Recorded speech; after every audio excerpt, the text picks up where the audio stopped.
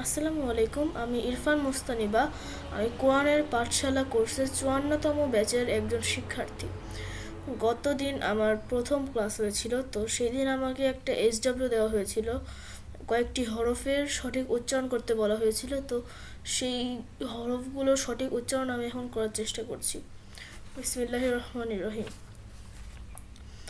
আলিফ, বা,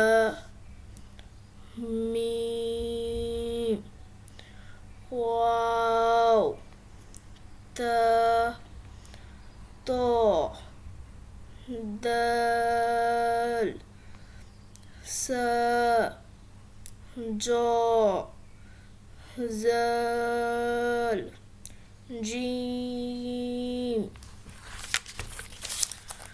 শিন, ইয়া, ইয়া। তো এই ছিল আমার পড়া। আসসালামু আলাইকুম।